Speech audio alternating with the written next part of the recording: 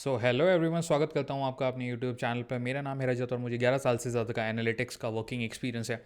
आज जो हम टॉपिक कवर करने वाले हैं बहुत ही एडवांस लेवल टॉपिक है, बहुत ही हेल्पफुल है और बहुत ही ज़्यादा इंटरव्यू के पॉइंट ऑफ व्यू से इंपॉर्टेंट है।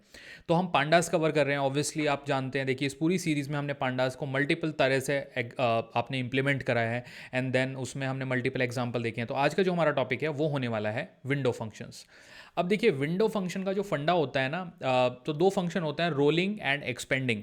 इनका जो फंडा होता है वो थोड़ा डिफरेंट होता है। जैसे नॉर्मल आपके फंक्शन होते हैं ना, तो ये उस तरह से काम नहीं करते, ये रोलिंग बेस पे काम करते हैं। तो रोलिंग बेस क्या होता है और रोलिंग फंक्शन, इनको रोलिंग और एक्सपेंडिंग जो फंक्शन है इनको विंडो फंक्शन क्यों कहा जाता है, तो चलिए वो सब आज कवर करेंगे। तो आपको आगे लेके चलता हूँ एंड डिस्कस करना स्टार्ट करते हैं हमारे विंडो फंक्शन पांडास के अंदर। तो हाँ जी, सबसे पहले मैं ओपन करता हूँ हमारा V S code studio and V S code में ऑलरेडी हमारा एक प्रोग्राम है जो कि मल्टी इंडेक्सिंग का है। तो अगर आप मल्टी इंडेक्सिंग सीखना चाहते हैं तो इससे प्रीवियस वीडियो को ज़रूर देखिएगा। अब मैं इस प्रोग्राम को बंद कर देता हूँ एंड एक बार टर्मिनल को भी क्लीन करता हूँ। एक न्यू फाइल ओपन करते हैं यहाँ पे एंड जिसका नाम मैं रखूँगा window dot P Y. Enter करूँगा, इसको सेव करूँगा, थोड़ा जूम करके लाऊंगा इसको ताकि आप लोगों को प्रॉपर दिखाई दे। हमारा टॉपिक है विंडो फंक्शन। उसमें भी हमारे दो फंक्शन है, एक है रोलिंग एंड एक्सपेंडिंग। तो पहले रोलिंग विंडो फंक्शन को समझते हैं। तो इसके बारे में देखिए कुछ चीज़ें हमें जानना ज़रूरी है। The rolling function provide a moving window calculation where you can specify the window size. Okay, मैं लिख भी देता हूँ साथ में,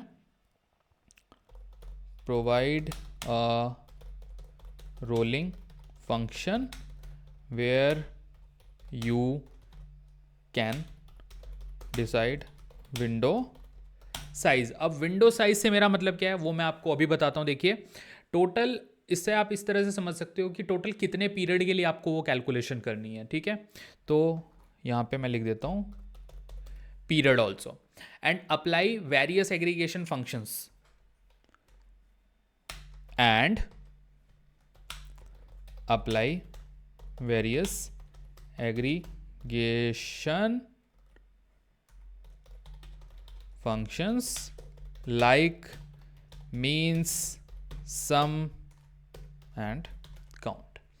तो इसको ये हमारा होता है रोलिंग विंडो फंक्शन। अब चलिए एक एग्जांपल के थ्रू आप लोगों को बताता हूं एंड देन एक्सप्लेन करूंगा आपको कि ये काम कैसे करते हैं। तो सबसे पहले import pandas S PD. Number 1, हमने पांडास लाइब्रेरी हमारी इंपोर्ट कराई। अब मैं एक यहाँ पे सैम्पल डेटा बनाता हूँ और डेटा फ्रेम बनाना है मुझे। तो data equal to P D dot data frame.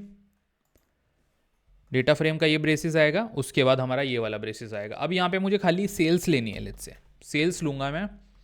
हमारा एक ही कॉलम में डाल रहा हूँ यहाँ पर सेल्स एंड सेल्स की वैल्यू मैं दूंगा। तो सेल्स की वैल्यू लेट्स से थोड़ा सिंपल रखता हूँ ताकि आप लोग रोलिंग एवरेज निकाल सको, रोलिंग सम निकाल सको।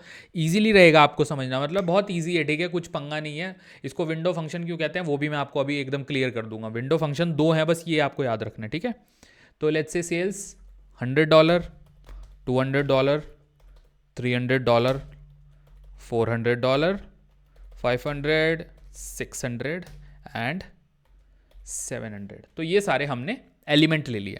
अब डेटा फ्रेम हमारा ऑलरेडी बन चुका है डेटा के नाम से। अब करते हैं यहाँ पे कैलकुलेशन। और हमें कैलकुलेशन क्या करनी है, हमें बेसिकली 3 इंटरवल को यूज करके, और मैं यहाँ पे कैलकुलेट करूंगा इसका एक रोलिंग मीन मैं निकालूंगा यहाँ पे। तो रोलिंग मीन किस तरह से निकालते हैं चलिए वो बताता हूँ। कैलकुलेशन हम करेंगे 3 हमारा विंडो होगा एंड रोलिंग बेसिस पे इसका मीन कैलकुलेट करेंगे। तो उसके लिए हमें कोड क्या लिखना है, डेटा नया कॉलम हमारा बन रहा है रोलिंग मीन के नाम से। तो रोलिंग मीन के नाम से हमने यहाँ पे डेटा फ्रेम बना लिया। हम चाहते हैं इसी डेटा फ्रेम में ये नया कॉलम ऐड हो जाए, इसलिए मैं नया डेटा फ्रेम बना भी नहीं रहा हूँ। फिर से मैं डेटा दूंगा। डेटा के अंदर हमारा इस टाइम पे क्या फंक्शन है, नॉट फंक्शन एग्जैक्टली, आप ये देखिए हमारा कौन सा कॉलम है, सेल्स। सेल्स को कॉपी करूंगा। ये जरूर ध्यान रखिए एस कैपिटल है तो केस सेंसिटिव है हमारी Python as a language. Okay, अब यहाँ पे आता है मेन गेम, देखिए रोलिंग। अब ये बेसिकली सिस्टम को बता रहा है कि रोलिंग फंक्शन आपको यूज़ करना है। रोलिंग के अंदर एक ऑप्शन होता है विंडो, विंडो आपको रखनी है 3, और यहाँ पे आप दोगे अपने एग्रीगेट फंक्शन जो कि होते हैं, देखिए सारे आगे। एग्रीगेट फंक्शन आपका जो यूज़ होता है, काउंट यूज़ होता है, एंड देन और भी बहुत सारे फंक्शन हैं जो कि यूज़ होते हैं। तो चलिए ये बताता हूँ पहले आपको मैं।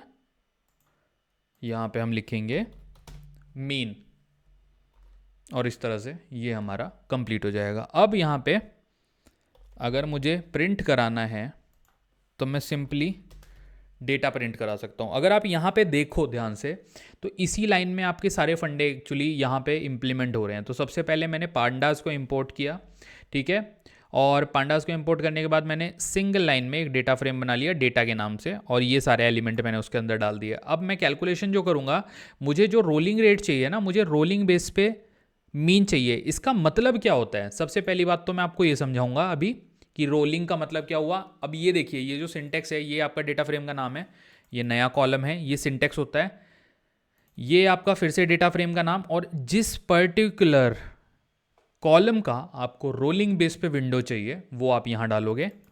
रोलिंग फंक्शन के अंदर विंडो मैंने 3 दी है, तो मैं 3 के चंक में डेटा प्रोसेस करूंगा। पहले ये 3, फिर उसके बाद ये 3 प्रोसेस हो जाएंगे, उनका मीन निकल जाएगा, तो फिर ये वाले 3 प्रोसेस होंगे, उनका मीन निकलेगा, फिर ये वाले 3 प्रोसेस होंगे, उनका मीन निकलेगा। तो इस तरह से करके आपको सबका मीन मिलेगा। अभी इसको रन करता हूँ, आउटपुट आएगा, फिर मैं आप लोगों को डिफाइन करता हूँ कि ये आउटपुट आ कैसे रहा है। ओके,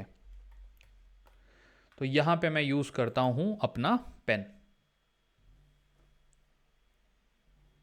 पेन से आपको मैं प्रॉपरली समझा पाऊंगा, तो let me use my pen here. हाँ जी, तो ये आ गया मेरा पेन। Now let me explain.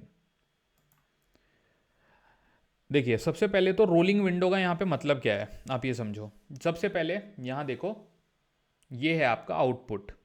तो पहली वैल्यू देखिए, सेल्स की वैल्यू तो ये सब हमने दी हैं, 100, 200, 300, 400, 500। अब रोलिंग बेस पे ये कैसे निकलेगा, पहले जो हमारा पहला एलिमेंट है उसको तो 3 एलिमेंट मिलेंगे ही नहीं, इसलिए इसका आ गया मिसिंग वैल्यू आ गई। दूसरे पे अब ये 2 एलिमेंट हुए, अभी भी 3 एलिमेंट नहीं हुए क्योंकि हमने विंडो 3 दी है, तो जब तक 3 एलिमेंट नहीं होंगे तो ये उनको मिसिंग ही काउंट करेगा। अब जैसे ही थर्ड एलिमेंट आया, तो थर्ड एलिमेंट पे मीन कैसे निकलता है, देखिए मीन कैसे कैलकुलेट होता है।